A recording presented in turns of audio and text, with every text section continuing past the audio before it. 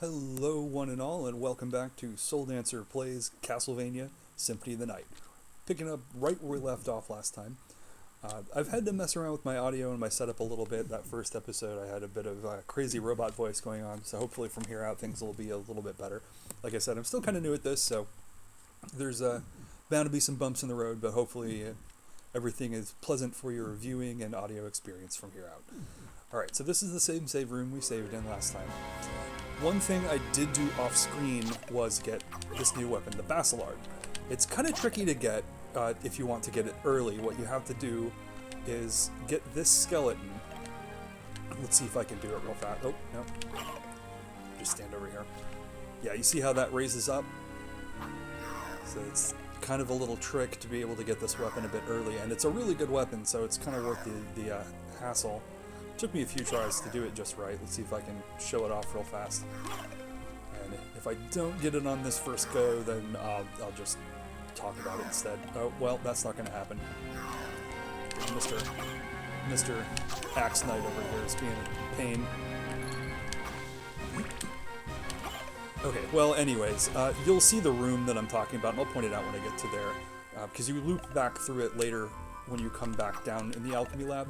But if you get that skeleton to stop just in the right spot so that that elevator goes up, you can actually jump up there and get access to this weapon, the Basilard, a little bit earlier than you're meant to initially get access to it. I'll show it off here. So the Basilard is a knife-style weapon. You can tell the icon's a little bit different from the swords, which kind of point down.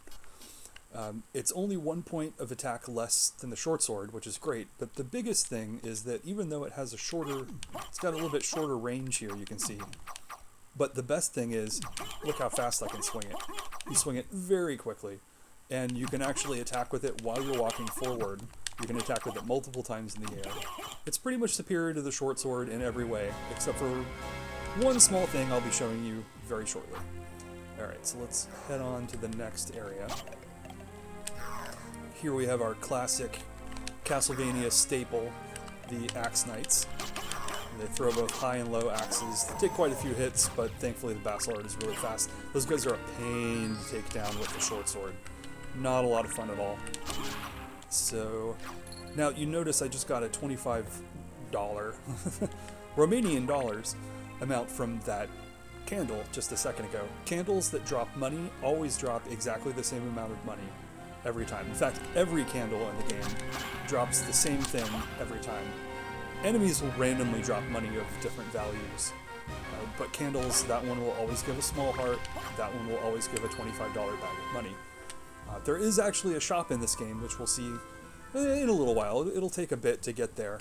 One thing I didn't show off before is that you have two hands to work with.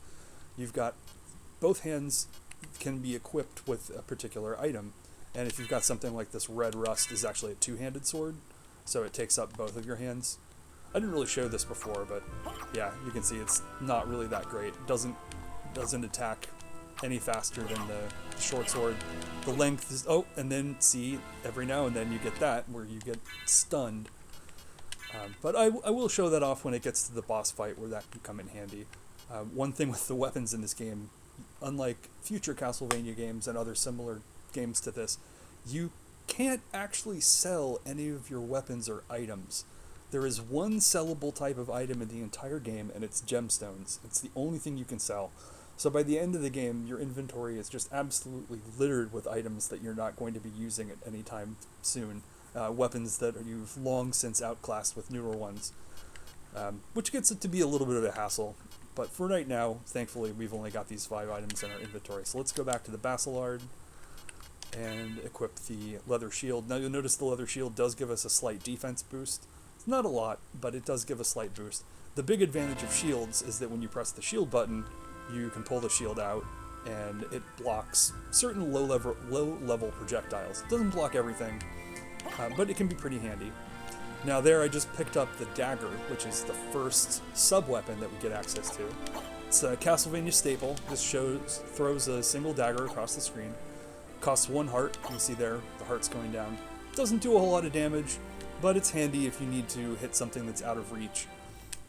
Early on, that's not terribly difficult, or not terribly easy to do. You can sometimes find yourself stuck where there's enemy across the screen that you want to be able to reach, but you can't quite get to it.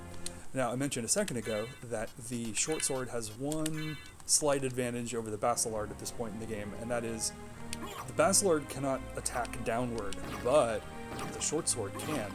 So it lets you get into some hidden areas like this one. Big heart. And here's another alchemy lab item we can smash and get a life max up. Life max up gives you 5 additional life and heals you to full. It's just like getting a heart container in Legend of Zelda, and a lot of other games do this similar kind of thing. And here's another hidden door. If you're playing this for the first time, it's not a bad idea to just attack every wall and floor, just on the off chance there might be something there. There's quite a lot of hidden areas that you can get to. And I'll be showing most of those off. I don't have 100% of them memorized, but I'm played this game probably a dozen times, maybe more, and have a pretty good idea where most of the hidden stuff is, so I'll be showing that off when I get to it. So let's put the Basilard back on. So we have some good stabby goodness. And now you'll notice that that heart, or that candle, gave us a giant heart. If you already have the sub-weapon that drops out of a particular candle, it will give you a 5-point heart, a big heart. Whereas every other time you shoot a candle or attack a candle, it'll always give you the same thing. So that's the only exception. Resist Thunder, it's a one-time use potion. I pretty much ignore those. There's a couple times too they can be useful, but most of the time it's too much of a pain in the butt to use. Unlike just about every other kind of RPG, where you can hit up the sub-screen and use the item immediately. If you want to use a food or status item, you actually have to put it in your hand, like this. And now I have the turkey equipped, and if I press the right hand button, I'll throw the turkey on the floor, and then I can walk over it to eat it. It is not an intuitive system, and it actually makes using healing items in the midst of a tough fight really kind of difficult to do. So I tend to not rely on those very much. They're not super useful. Here's another set of spikes that we can raise and lower, and you can actually push this block over here and raise those spikes back up, and you can get to this side. It lets you skip a little bit. We get over here. Like I said, I'm not 100% on where all the hidden areas are. Yeah, there's not one there. I'm just going to keep the short sword on for a minute until we get to our first boss fight. Okay, this is just a little side area. And we got our first cape. The cloth cape. Capes have their own equipment slot. Typically, they increase your defense and your constitution. Constitution and defense, I think, both reduce the amount of damage that you take from attacks. So I'm going to go ahead and equip that. And then over on the left, you can see whenever you highlight an item, it shows you what the... on the right side, it shows you what the bonuses are for having something equipped, and on the left side, it shows you any of your core stats that are currently being boosted. So since we have a +1 con from the cloth cape, it shows it over there on the left side. And like just about every kind of RPG type game, higher numbers are better. I'm sure someone out there has worked out exactly what those numbers translate to in terms of protection values, and yeah, I mean, that's interesting, but for the sake of this playthrough, I'm not too terribly interested in that. Just know that I like to have things with as high numbers as possible. Oh. Let's switch back to the Basilard here.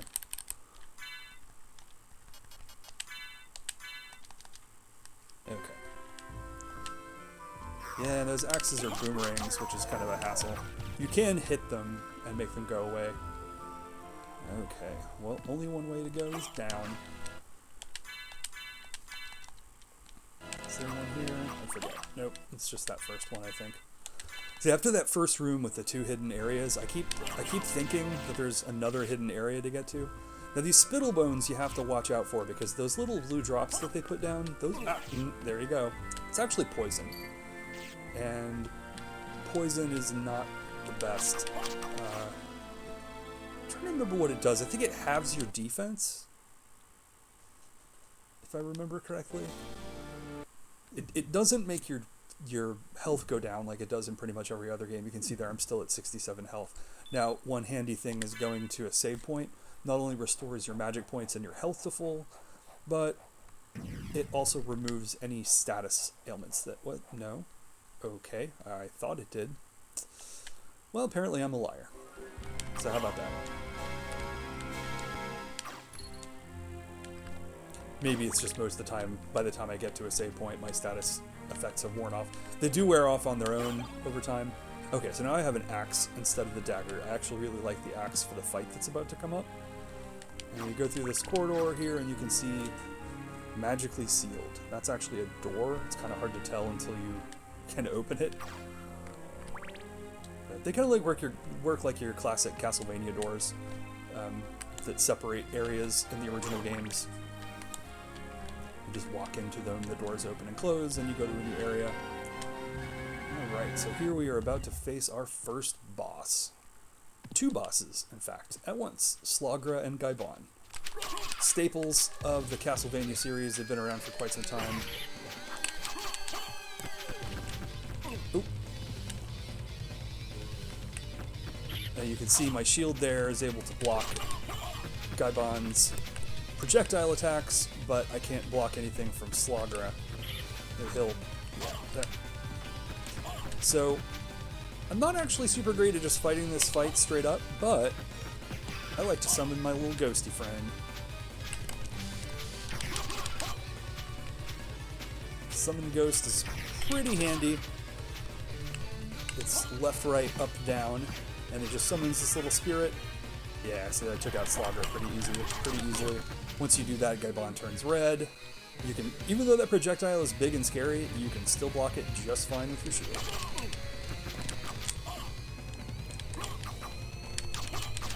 And there we go. It took a fair bit of damage that fight, but it's not too bad. Again, this is one of those weird games where it's actually harder at the beginning, and it's much easier later on. As long as you're exploring and collecting items and power-ups, you'll be so strong by the time you get to Dracula that you can kill him pretty quickly.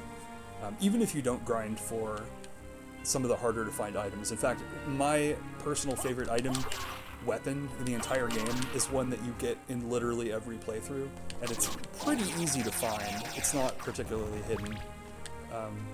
It's extremely powerful and has a really good special move that I prefer over even the Chrysogrim, which, if you've heard anything about this game, is kind of a game-breaking weapon, but it's a rare drop, so it's kind of harder to get a hold of. And here is another elevator. That switch at the top is just raises and lowers the elevator for you. It's very slow.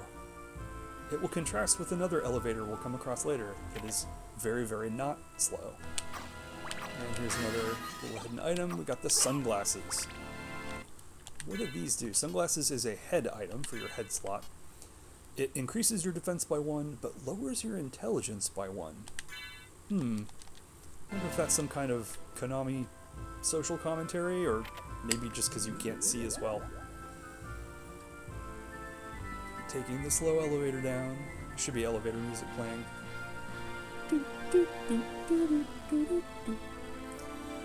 And I basically just wanted to show you this cannon here. Right here where I'm standing, that's where you get the Basilard. You can see out here, that's where that elevator is that I cheated by using the red skeleton trick to get up here and get the Basilard. So they just wanted to show that off. And you just take the ever so slow elevator all the way back up.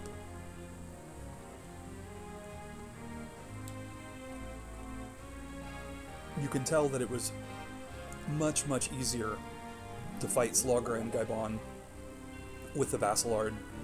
You know, when I was able to get behind Slagra, or when Gaibon would drop to the ground, getting in 5 or 6 attacks as opposed to 1 or 2 at a time, like you would be able to do with a short sword.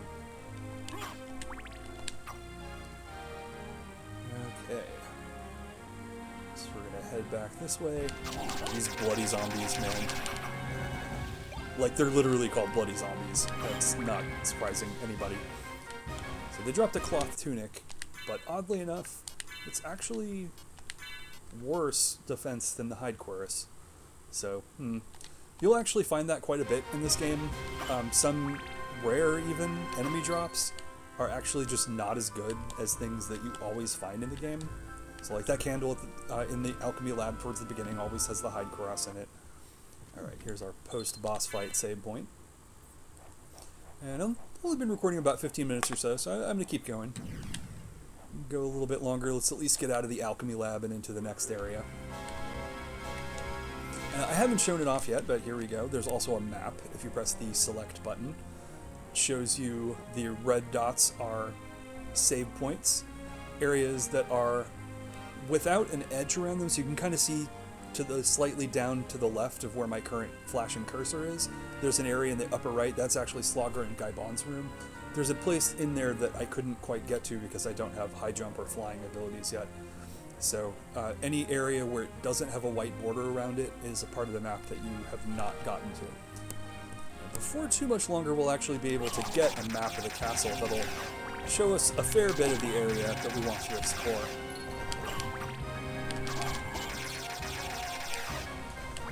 Just a nice straight corridor. The game is pretty linear for the first maybe hour or two. Okay, so I didn't even use the axe against Slogger and Gaibon. It's a pretty good weapon, but I'm actually going to replace it here with the reflecting gem, which is kind of cool, especially in these closed corridors. It costs 2 hearts, and it just bounces around. It's sort of like the diamond from Simon's Quest. It's also represented by a gemstone, but instead of actually shooting out a giant, silly-looking diamond, you fire this cool little reflective. Doesn't do a ton of damage, but it's kind of nice. And there's a potion. And as I said before, you don't get to insta-heal with potions from your inventory. Oh, what did I find? Oh, the Babooty. The Babooty. Okay, so this is one of the, in my opinion, the 2 better sub-weapons in the game. It's Martyr's Ashes, and it just throws out, yeah, see how powerful that is? It throws out this little pile of ashes, it costs you 3 hearts, and they just sit there for a minute, and anything that touches them or anything they fly through takes a pretty significant chunk of damage. It's almost identical to the holy water, but slightly worse because the holy water actually has a... Yeah, here we go. Here's the holy water. So you'll notice when I pick up a sub-weapon, my previous sub-weapon flies out behind me. It's kind of handy because then if you grab one that you didn't mean to, you're not screwed out of accidentally having... And you just wait a second and it disappears. So there's the holy water. Doesn't last quite as long as the Babooty does, but it... Oop, yeah. It flies up, so it can hit things multiple times. It does a ton of damage for a fairly cheap cost. Great way to take out lots of enemies, and you can kill bosses with this in no time flat. It's kind of broken. One thing you'll notice about this game, and I don't know if it's by design or if it's because this is kind of... I mean, it's really sort of an experimental game. It's the first of its kind. Of Castlevania to really do a fully explorable large castle area with weapon equips and stat boosts and power-ups. It takes what Simon's Quest tried to do and makes it basically better in every possible way. We got this Ouija table that comes attacking us. Just did that a second ago. Alright, so we're coming through this is the marble hallway. It's a pretty large area. It takes up most of the middle of the map. And I'm also going to preface my exploration of the castle with, I don't always, in spite of how many times I've played this game before, I don't always necessarily remember exactly the most efficient way to get around and do everything. So there's going to be a fair bit of wandering around. But when it comes to specific, like certain areas or where certain items are, I do a pretty good job of remembering where stuff is. Kind of comes with age, I guess, that I just don't necessarily have the photographic memory that I used to when I was a kiddo. See, I did first play this game when it released back in 1997 on the PS1. I didn't have my own PlayStation, but I had a roommate that had one, and I managed to convince him to pick up both this and Metal Gear Solid. And I played through both of them to completion before he basically ever touched them. So, yeah. And that was a random drop. We got a smart potion. Increases your intelligence. Intelligence is what manages your magic attack, which is basically your spells. Okay, what do we have up here? Spirit Orb. That is another relic. It's our second relic after the Cube of Zoe. Shows enemy damage. This is very handy to see. So now you notice when I attack an enemy, it will actually register how much damage my current weapon or spell or ability is inflicting on it. Very good for making sure that you're using the most efficient strategy.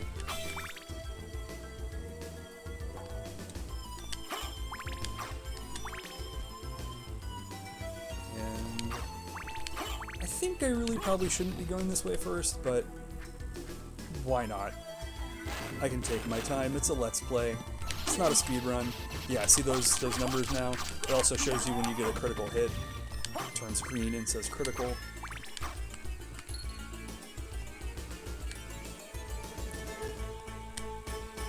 There's these Skellerangs. So eventually, you'll notice I'm saying the names of these enemies. It's not because I have a reference guide here. I do just remember the names of them, but eventually you do get a relic that tells you the names of the items that or the enemies that you're fighting. And that's really just, it's nothing but flavor. Or having a point of reference if you're talking with somebody else who's played the game, just being able to say, oh man, I was having trouble with, these are ghosts.